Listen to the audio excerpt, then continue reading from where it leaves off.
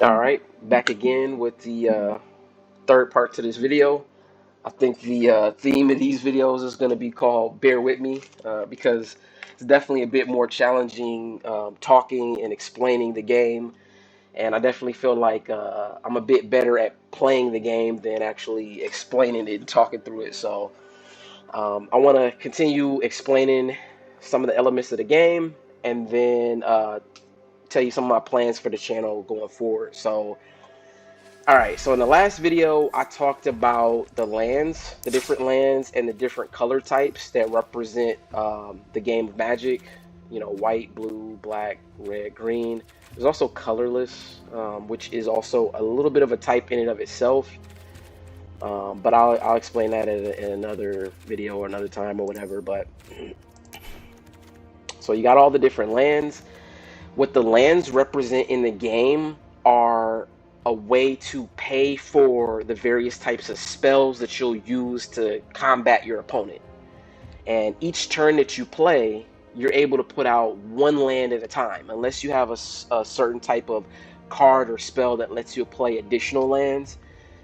Typically, with the rules of the game, you play one land at a time, and as the game progresses, you're able to play bigger and bigger spells that cost more and more what they call mana, which is the essentially the cost of each um, card, or yeah, the cost of each spell that the land produces a particular color or type of. So for example, white produces white mana, blue produces blue mana, black produces black mana, and so on and so forth. So I'll give you an example of what the spells look like. So down here where you can see the type, there's creatures, planeswalkers, instant sorceries, enchantments, artifacts, and kind of a newer type called battle. And I won't explain what a commander is for right now. But creatures are the like foundational or fundamental card in the game, and then after that it's probably sorceries. I'll show you what creatures look like, and then I'll show you their different costs. So these are a bunch of white creatures. If you can see the symbol right there, that's part of that white, looks like a sun. This particular creature spell costs one white mana, or you only need one white land in order to put this particular creature into play or into the battlefield. And bigger creatures are going to cost more, and I'll show you some examples of those. All right, so here you got one that costs one and one white, or something like this, where it costs two white, which basically means that this creature costs two white mana. So you would need two planes, two of that type of land in order to pay for that spell. Or the ones like this where it has a number and then the one white next to it means that it costs one white mana specifically, and then one of anything. So it could be any color or colorless in order to pay for that particular creature. Um, I got like a ton of cards, so it's actually gonna take me a while to scroll. Okay, so as you see here, this is costing a total of three mana because it's costing two and then one white. Or like in the example of this one, it's costing one and then two white, and then it's the same for um,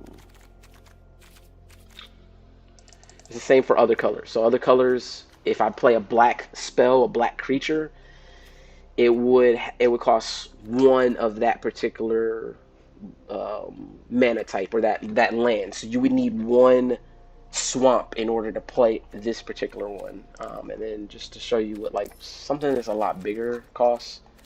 Let's go something like that. Yeah. Okay, so you can see some of these cost three and one black. So you would need at least one swamp in order to play for this. In order to play this creature, and then three of any type of mana. Or like this one has three black skull symbols, and then just the generic one, which means you need three swamps specifically and then one of anything. It could be any color in order to pay for this. So that's a total of 4 mana that costs to pay for that. Let's see if I can go to some.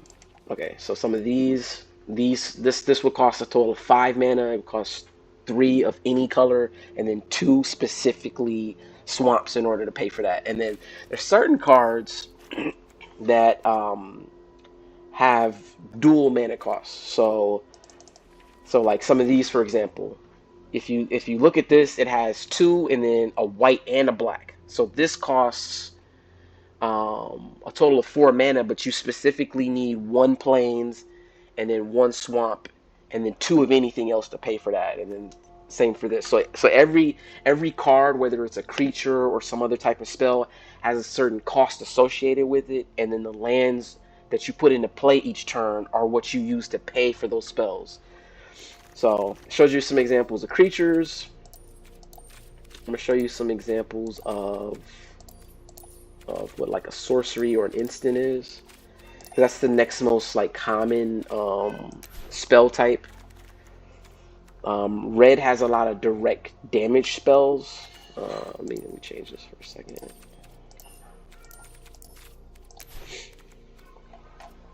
So this is a red color.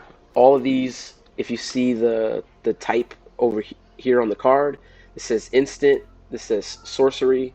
So that lets you know the card type in that field of the card. I'll go back to creatures. They actually, right here in that field there, shows the card type there is a creature and has a description of the type of creature that it is.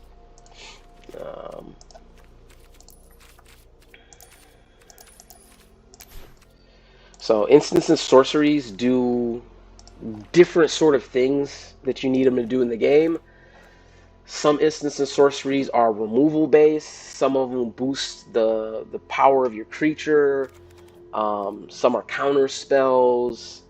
They all do different types of things, but on the card, the text box in this area here, underneath where it shows the description of the spell, down there is where it says exactly what that particular spell does. And then the very top of the spell shows the spell's name, and then in that top right corner is the mana cost.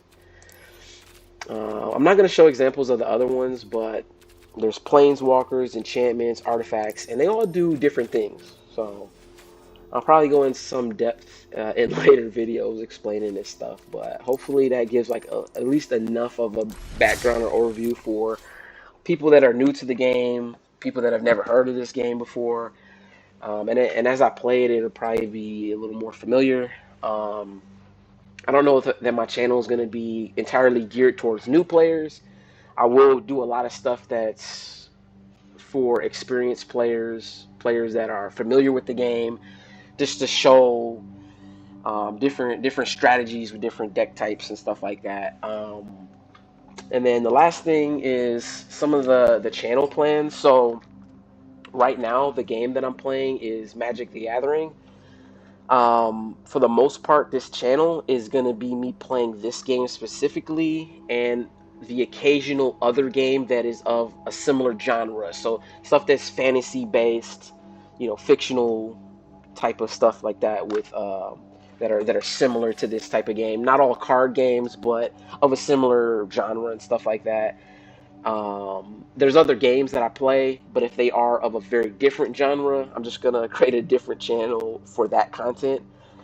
And then I plan on, with some of my upcoming videos, coming up with some very creative ideas for different decks that I have, and then playing certain like theme decks with a certain theme or element to it that is like unique and stuff like that. So hopefully, like I said, anybody that stumbles upon my channel, I plan on getting better and better as I release more videos, but hopefully people enjoy the content that I'm making, and I'm always open to constructive criticism and feedback, and I'm pretty sure that I'll get better as time goes on. So thank you for listening and bearing with me through these couple of videos as I kind of explain a little bit of background on the game and myself. And I hope you enjoy a lot of the content moving forward. Thank you.